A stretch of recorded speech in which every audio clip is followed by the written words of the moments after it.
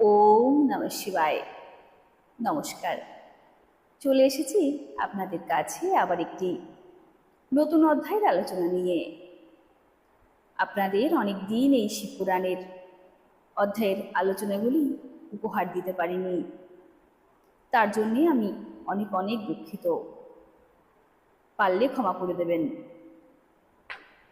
তাহলে আর দেরি করব না, অনেক অপেক্ষা করেছেন আপনারা, আর অপেক্ষা করাবো না।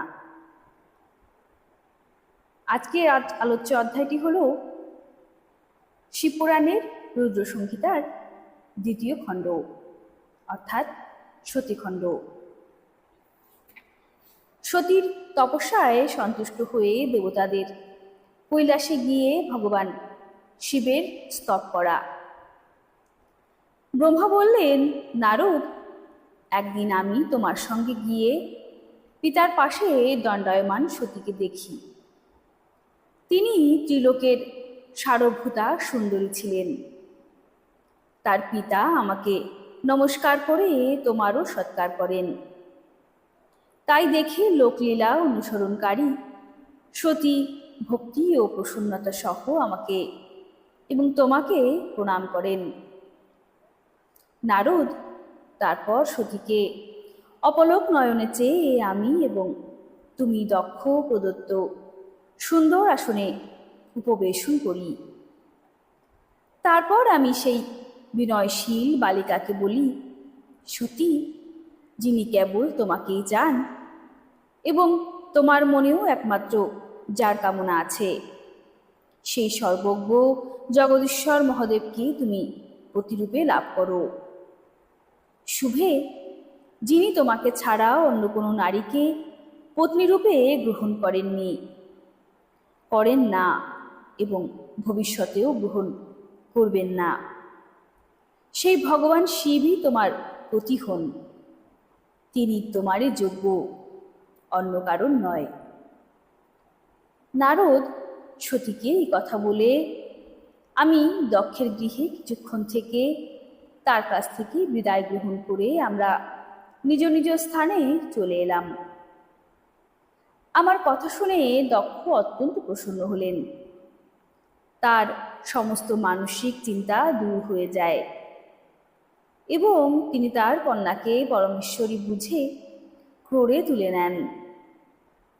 এইভাবে যৌবনোচিত সুন্দর বিহারে সুশোভিত হয়ে ভক্তবৎসলা সতী, যিনি স্বেচ্ছায় মানব রূপ ধারণ করে প্রকটিত হয়েছিলেন, কৌমারাবস্থা অতিক্রম করেন।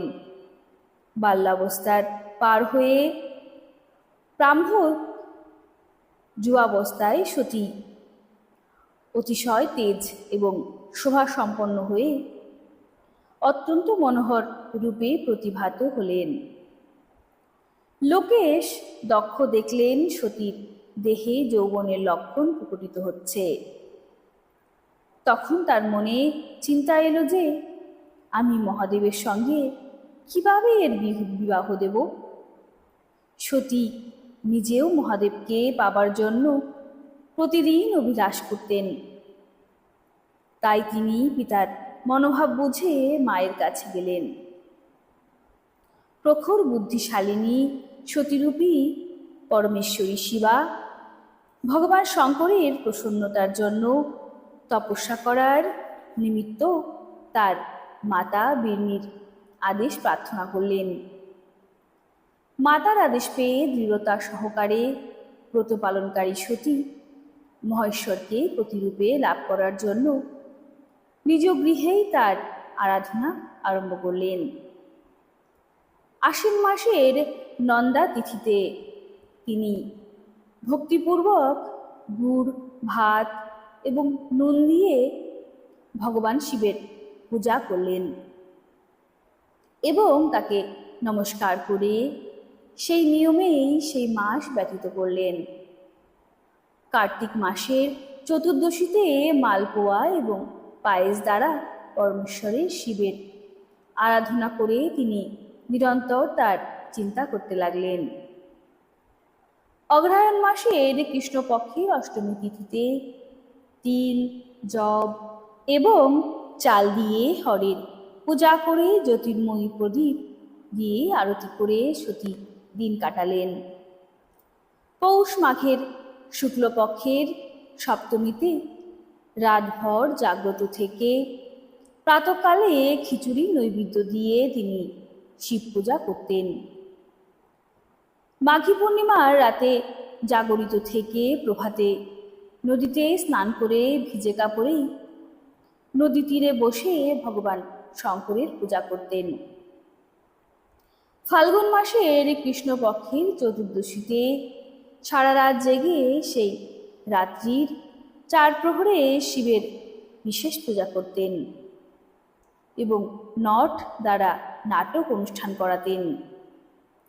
চৈত্র মাসের শুক্লপক্ষের চতুর্দশীতে তিনি দিনরাত শিবকে স্মরণ করে সময় কাটাতেন এবং ফল ফুল দিয়ে ভগবান শিবের পূজা করতেন। বৈশাখ শুক্লা তৃতীয়াতে সতী তিল খেয়ে থাকতেন এবং নতুন জবের ভাত দিয়ে রুদ্রদেবের পূজা করে সেই মাস কাটাতেন। জ্যৈষ্ঠের পূর্ণিমার রাত্রে সুন্দর বস্ত্র এবং ভট কৈট ফুলের দ্বারা শঙ্করের পূজা করে তিনি নিরাহারে থেকে সেই মাস ব্যতীত করতেন। আষাঢ়ের শুক্লপক্ষের চতুর্দশীতে কালো বস্ত্র এবং ভটকৈট ফুল দিয়ে তিনি রুদ্রদেবের পূজা করতেন। শ্রাবণ মাসের শুক্লপক্ষের অষ্টমী এবং চতুর্দশীতেই তিনি যজ্ঞোপবীত বস্ত্র এবং কুশের পবিত্রী দ্বারা শিবের পূজা করতেন।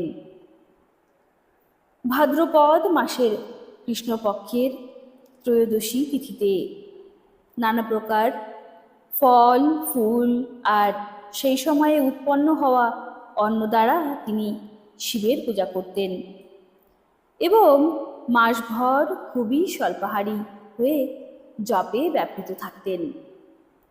সব মাসেই সতী সারাদিন শিবের আরাধনাতেই ব্যাপৃত থাকতেন। স্বেচ্ছায় মানব রূপ ধারণকারী দেবী দৃঢ়তা সহ উত্তম ব্রত পালনের রত থাকতেন।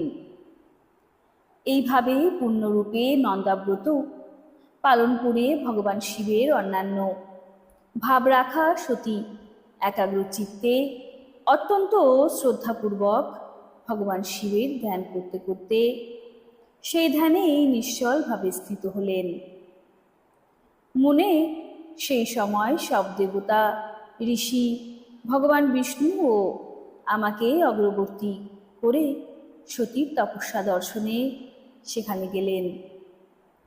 দেবতারা দেখলেন সতী মূর্তিমতী প্রত্যক্ষ সিদ্ধির মতো প্রতিভাত হচ্ছেন। তিনি সেই সময় ভগবান শিবের ধ্যানে নিমগ্ন হয়ে সিদ্ধাবস্থায় পৌঁছে গিয়েছেন। সমস্ত দেবতা অন্যান্য প্রসন্নতা সহ দুহাত জোর করে সতীকে নমস্কার করেন। মুনিগণও মাথা নত করে এবং শ্রীহরি প্রভৃতি সকলের মনে প্রীতির সঞ্চার হয়।